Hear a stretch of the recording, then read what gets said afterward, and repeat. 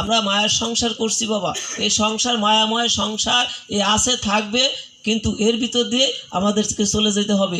যে ভগবানের সংসার করে যাবে, যে মায়ার সংসার করবে মায়া তাকে গ্রাস করে ধরবে, আর যে ভগবানের সংসার করবে, রাধে রাধে হরি বল, ভগবান বলল যখন এই তুমি আমার সংসার করবা, সংসারটা তোমার নয়, তোমার সংসার না ভেবে আমার সংসার করবা, এই সংসার করতে গিয়ে যদি কোনো পাপ পঙ্কিলতা হয়, যদি ভুল ত্রুটি হয়, পাপ হয়, ও তাও আমি গ্রহণ করে নেব, তোমার ওই পাপের ভার তোমার গায়ে থাকবে না, আমি বহন করে নেব। হরে কৃষ্ণ। কিন্তু তুমি তোমার ভেবে করলে তোমার এটা তোমার ভোগান্তি হবে। হরে কৃষ্ণ। এই জন্য ভগবানের সেবা যারা দেন, নিত্য নিত্য যারা সেবা দেন, ভুল ত্রুটি হয় না বাবা? কি হয় কিনা? হয়। কিন্তু ভগবান বলছে যে ওই তোমার যে ভুল ত্রুটি হয়েছে কিসের জন্য হয়েছে, ওটা তো আমার কর্ম করতে গিয়ে তোমার ভুল হয়েছে, অতএব এর জন্য তোমার কোনো ভোগান্তি নাই, এটা আমি মেনে নিচ্ছি, আমি নিয়ে নিচ্ছি। হরে কৃষ্ণ। যা কিছু ভুল ত্রুটি হয় সব আমি শুধরাই নিচ্ছি, রাধে রাধে হরি বল, তোমার কোনো ভুল নাই। এই জন্য ভগবানের চরণে যারা আত্মসমর্পণ করে, দেখেন ভগবানের চরণে আত্মসমর্পণ করে তার বিশ্বাস ভক্তিটা কত বড় দৃঢ় হয়। যখন সীতা হরণ হয়ে গেল, এরপরে কি করবে, যে এই যে লঙ্কা, হ্যাঁ, এই যে সে লঙ্কায় যেতে হলে সাগর বন্ধন করতে হবে। এখন সাগর বন্ধন, এদিকে দেখলেন কি এসে, হনুমান এসে দেখলেন, হ্যাঁ, হনুমান এসে কি দেখলেন, দেখলেন যে রামচন্দ্র আর লক্ষ্মণ ঠাকুর ধুলায় গড়াগড়ি যাচ্ছে, কান্না করতেছে। হরে কৃষ্ণ। কান্না করতেছে, এটা রূপটা দর্শন করে হনুমান চিন্তা করলেন, হায় হায়, এই জগৎ সংসার যার জন্য কাঁদে, আজকে সে ধুলায় দূষিত হচ্ছে আর কান্না করতেছে। বলছে, প্রভু তুমি যে কান্না করছো, জগৎ সংসার তোমার জন্য কাঁদে, আর আজকে তুমি কান্না করছো, তোমাকে এতটা অসহায় মনে হচ্ছে যে যে আমার খুব কষ্ট হচ্ছে, প্রভু বলুন কি করতে পারি। বলে, দেখলে হনুমান, আমার পিতৃসত্য পালন করতে গিয়ে আমার বনবাসে আসতে হলো, কিন্তু সীতা দেবীর তো আসার কথা ছিল না, ছিল কি? সীতা দেবীর আসার কথা ছিল না। পিতৃসত্য পালনের জন্য আমি আসব, কিন্তু সীতার তো আসার কথা না। কিন্তু সীতা বনে আসলেন কেন? যে আমার চরণ সেবা ছাড়া জগতে সে কিছুই বোঝে না, কিছুই জানে না। রাধে রাধে হরি বলো। হ্যাঁ, আমার সুখ বিধানের জন্য, আমার সেবা করানোর জন্য কি করছে, ওই সীতা এই বনবাসী এসেছে, এই যে সে সব কিছু পরিহার করে আমার সঙ্গে এসেছে আমার সেবা করার জন্য।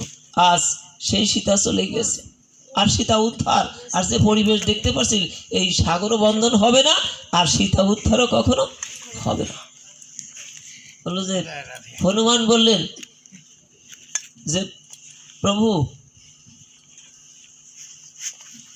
তোমার কৃপায় তোমার নামে অসাধ্য সাধন হয়। হরে কৃষ্ণ। অতএব তুমি আমাকে আশীর্বাদ দান করো। হরে কৃষ্ণ। প্রভুর চরণে আত্মসমর্পণ করলেন, তোমার হনুকে তুমি আশীর্বাদ দান করো, এই সাগর বন্ধন হয়ে যাবে। কত বড় বিশ্বাস!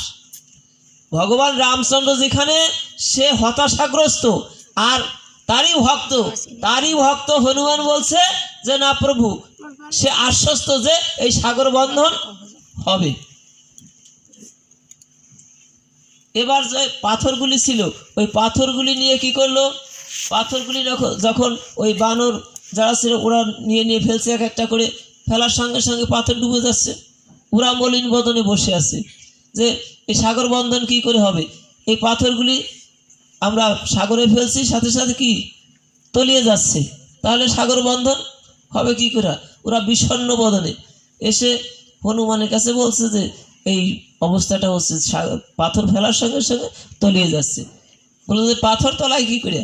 হ্যাঁ, পাথরের উপর প্রতিটা পাথরে রাম নাম লিখে দে, রাম নাম লিখে দিলে পরা ওই পাথর কখনো তলিয়ে যাবে না, ওই পাথর ভেসে। যখন এই পাথরগুলি আনছে, এক একটা পাথর ধরে ধরে রামচন্দ্রায় নাম বলে যখন ওই ভিতরে ফেলে, জলের ভিতরে ফেলে, তখনই সমস্ত পাথরগুলি আস্তে আস্তে কি হচ্ছে, ওই পাথর নামের গুণে কি, নামের গুণে শিলাও জলে ভেসে উঠে যায়নি। তাই কত বড় আত্মবিশ্বাস! ওই যে ভগবান নিজে মুখে, আমি হতে আমার নাম বড়। রাধে রাধে হরি বলো। এখন এভাবে যখন কার্যক্রম শুরু করলেন, পাথর নিশ্চয় ফেলছে, আস্তে আস্তে সাগর বন্ধনের করে যাচ্ছে। এদিকে ওই যে একটা কাঠবিড়ালি কি করতেছে, ও চিন্তা করতেছে সবাই প্রভু রামচন্দ্রের সেবায় লাগলো, তাই আমি তো কাঠবিড়ালি, আমি প্রভুর একটু সেবা করতে পারি কিনা। ওই যে বালুগুলি ধরে ধরে কি করতেছে, ফেলতেছে।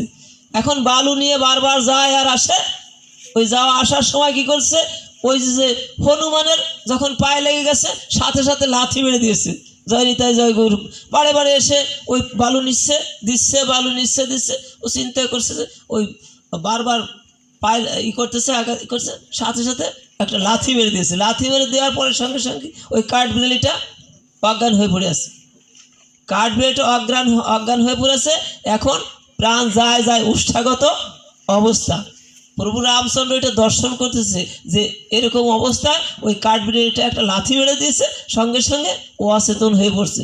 কাঠবিড়ালির কাছে গিয়ে বলছে, কাঠবিড়ালি রে, তোরও সাথ জেগেছে ওই সীতা দেবীকে উদ্ধার করার জন্য, তোর মা সীতাকে উদ্ধার করার জন্য। তুই মাতৃহারা হয়ে গেছিস তো। এবার যখন কাঠবিড়ালিকে একটু আদর্শ ভাগ করেছে, সঙ্গে সঙ্গে কি কাঠবিড়ালি সুস্থ হয়ে উঠছে। এখন বলছে যে দেখ, এই তুই কাঠবিড়ালি, তুই আমার কাছে কি চাস বল।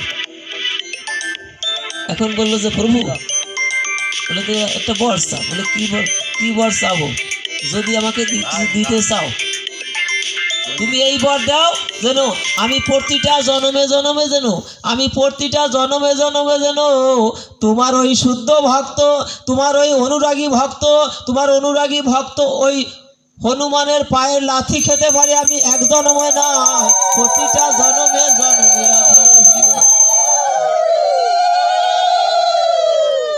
কারণ কি?